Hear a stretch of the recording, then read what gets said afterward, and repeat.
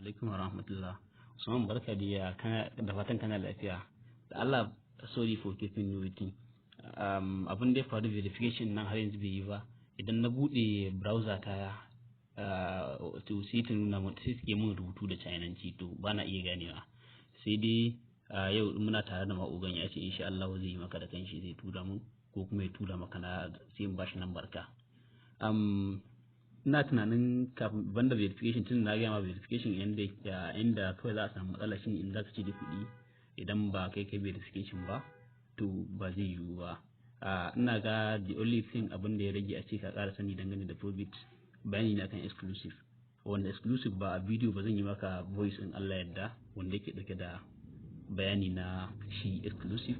Na san ka dama ka zama very familiar da IEO, banda shi kuma ina tunanin ba wani abu da ya rage sai ko yadda za ka yi depositing kuɗi a cikin Probit ɗinka. Kamar yadda ka sani nan shine home ga shi nan yadda muke ciki, nan kuma shine exchange, daga nan sai history da zai dinga baka history na order da kai na idan ka sai token ga shi nan wanda ka siya da wanda ka siyar, duk wanda ka siya za ka gan shi yayi maka kore, wanda ka siyar kuma za ka gan shi yayi ja. To dai mun salli ka an ne daga cikin siye-siyen da nayi.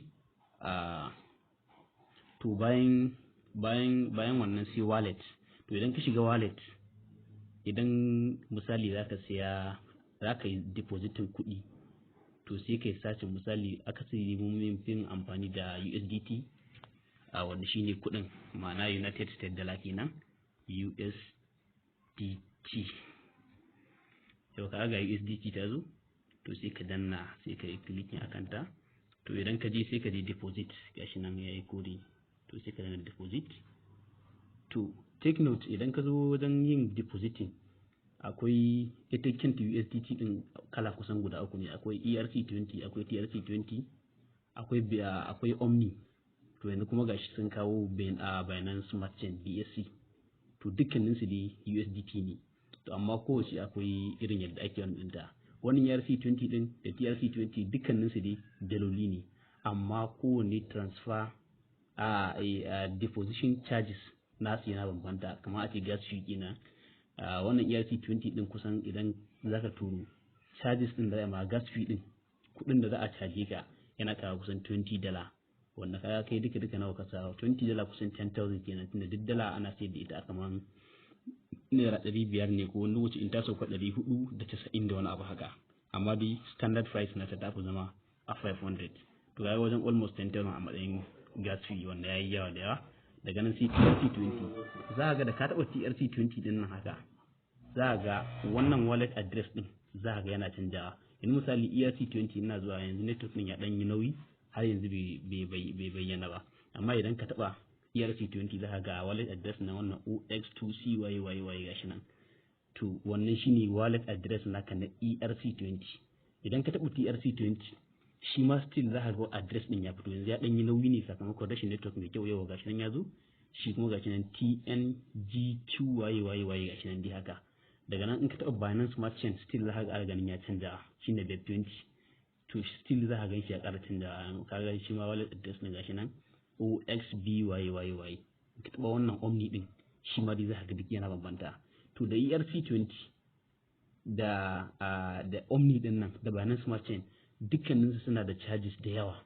Wannan BSC wannan BEP20 ne shine kadai da haka, amma na san shi charges din bai kai ragowar ba, amma dai wanda fi kowane sauki shine TRC20. naka duk wanda zaka tura da wallet address din kai sa ma kuɗi a ciki, ko kuma kai ma idan ka siyo da kanka daga Binance P2P kana so ka kawo da cikin Probit, to kai amfani da TRC20. Idan kai amfani da TRC20 shine za su daukan maka charges gas fee din kai zama to $1 ne, a ga $1 500 kenan, compared to ERC20 ko Omni wanda wannan $20 ne, wannan kuma $22. ina tunanin ko da 22 ko 21, wanda kaga ya kai wajen 10,000 a matsayin gas fee. Wannan anan duka 500 ne, kuma duk dalar da ita din ce dai kawai dai wannan gas fee din ne kawai ke wannan din su. To da idan ka zo wannan misali TRC20 din nan, idan ka zo sai ka copy wannan wallet address din gashi nan na copy to clipboard. To sai ka dauke ta sai ka je ka tura ta zuwa inda za a turo maka da wannan USDT din. Sai dai ka iya screenshot. Shi amfanin screenshot shine shi ma wanda zai turo maka ba zai iya gane wannan wallet address din da ka turo masa TRC ce ba ko ta TRC ko ta Omni ka gane ba zai iya fahimta ba. Amma idan ka masa screenshot misali haka gashin na screenshot, to wannan screenshot din zai tabbatar masa da cewa wallet address din da ka turo ta TRC ce ko ta Omni ko kuma ta BEP20, sannan kuma zai iya yin amfani da wannan abin ya scanning ba sai ya dauki wannan lambobin ba gaba daya. To zai iya scanning kawai ya dauki wallet address din ya tura maka da kudin da zai tura maka.